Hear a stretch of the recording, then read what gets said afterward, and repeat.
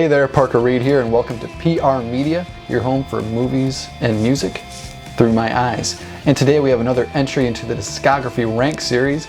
Today we're going to be looking at heavy metal modern powerhouse, Avenged Sevenfold. Avenged Sevenfold is one of my favorite rock bands playing today. I mean, you can tell when I have their logo, the Death Bat, tattooed on my arm. And putting all their albums against each other today was a really tough task for me. But they have 7 studio records and they're all varied. And it wasn't as hard as I thought it would be, but it was still pretty hard once you get to the top. I really enjoy all of these records, so let's just get to it. Coming in last at number 7, we have their debut album, Sounding the Seventh Trumpet. This album ranks last because it's the heaviest record and it's the most stylistically different than the rest. It's basically a screamo album. They were really young. Lead guitarist Sinister Gates wasn't in the band yet. And there's really only 3 redeemable songs on this track listing because the production's really rough and singer M. Shadow's voice is not nearly developed to the point it is today. Those songs being To End the Rapture, Darkness Surrounding, and a piano ballad, The Warmness of the Soul. I don't find myself returning to this album very frequently, and I can count the times I've listened to it all the way through on one hand. Sounding the Seventh Trumpet, not my favorite Avenged Sevenfold album by any means, and it ranks last on my list. Coming in at number 6, we have Hail to the King. And this album is their second most recent record, and it received a lot of controversy when it came out. Because prior to the album's release, they were more of an alternative band with a lot of different chord structures and a lot of fast lead playing. And this album was a departure from that, and it went to a more stripped down riff rock type of music.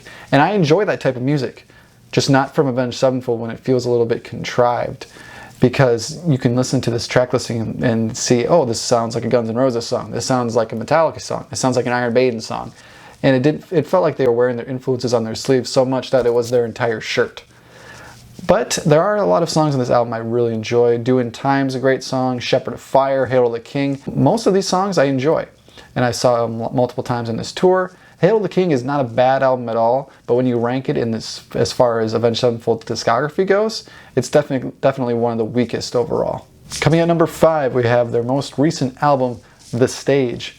The Stage was a return to form in many aspects for Avenged Sevenfold. It was the first with their new drummer Brooks Wackerman, and the music on this album is complicated. It's long, but not in a bad way. That can happen sometimes. But it wasn't nearly as catchy as their previous music, so it didn't receive as much mainstream airplay besides the title track, The Stage, which when it was played on radio in my area and a lot of others, it was edited down to about 4.5 minutes when that song's about 7. And I really hate that because they cut out parts of the guitar solo, the intro, the outro, a lot of the parts that make the song what it is. So that was frustrating, and I don't think this album gets enough praise. There was a lot of different. It was a concept record written about space, and songs like Higher really show that. I mean, there's a feature from Neil deGrasse Tyson, for damn sake. It's a good listen. It can be a little bit hard. It's not a casual listen, I wouldn't say.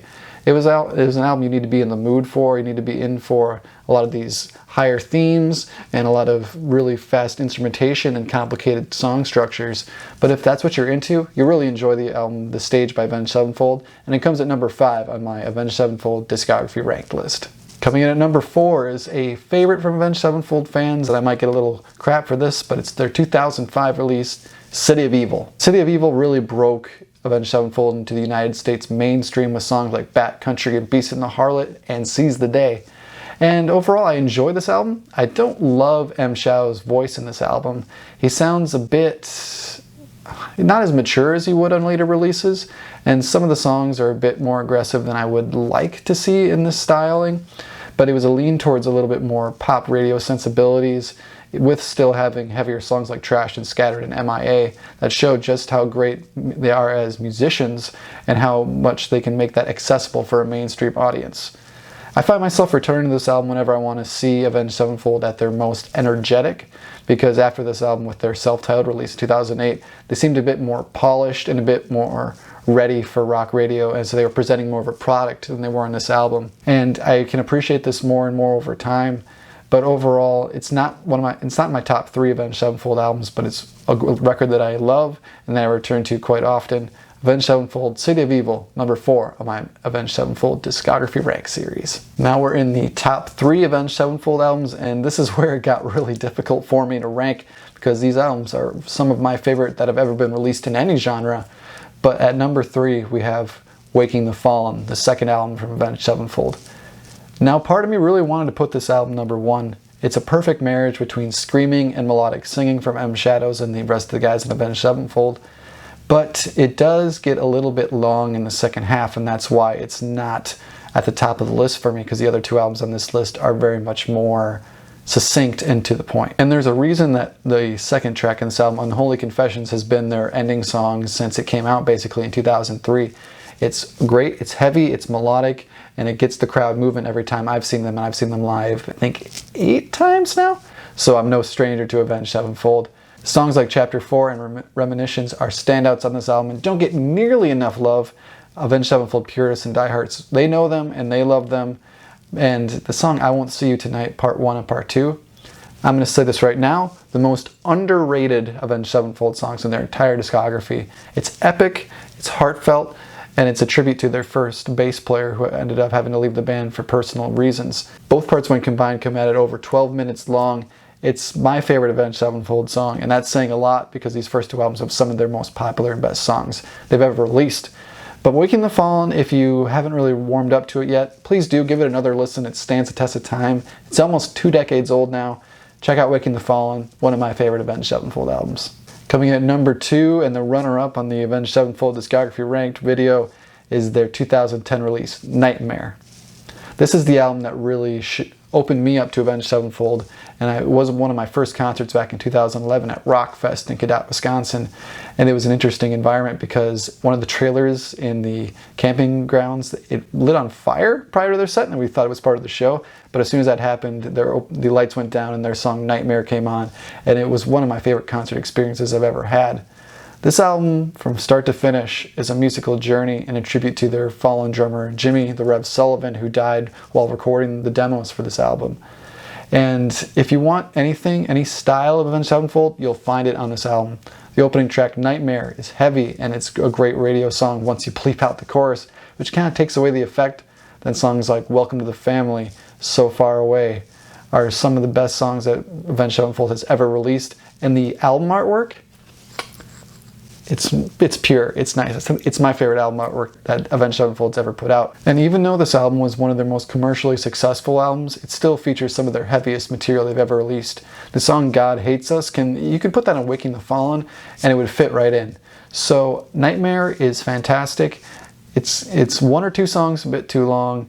Once you get towards the end, you're kind of feeling it like, oh my gosh, this has been heavy for so long, I don't know if I can deal with it. But other standouts on this album include Danger Line, Natural Born Killer, and of course Buried Alive, a live staple for Avenged Sevenfold and one of the heaviest outros I've ever heard from the band. Nightmare, if you haven't heard already, I don't know what you've been doing in the heavy metal genre for the past decade.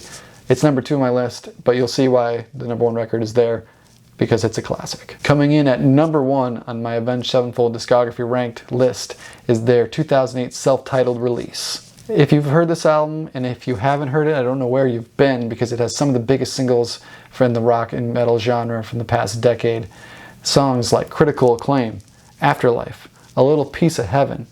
This album is just chock full of great alternative rock and metal. There's really not a lot of screaming on it, but you don't need that all the time. This is a radio rock masterpiece, and there's a reason why a lot of these songs are still played live. Songs are a bit shorter. Songs like Gunslinger show their diversity in content as well. It's not just all party songs or all, oh, I'm mad and pissed off at somebody's songs. That song is about the struggles the military go through, and it shows just how diverse of songwriting Avenged Sevenfold can produce. And the album artwork is just simple, to the point. It's the first time you see their logo, the Death Bat, in all its pure glory. I mean, look at this thing. Look at this thing. How can you not like it? The 2008 album, Selftitled, is their best record. Hands down. If you don't agree, I would really love to know. And thank you so much for watching PR Media once more. We'll have more Discography Ranked videos if you enjoyed it. If not, I'm just going to keep producing them because I like to do it anyway. Thank you so much for supporting PR Media. I really appreciate it. Remember to keep supporting physical media, and I'll see you next time. Thank you.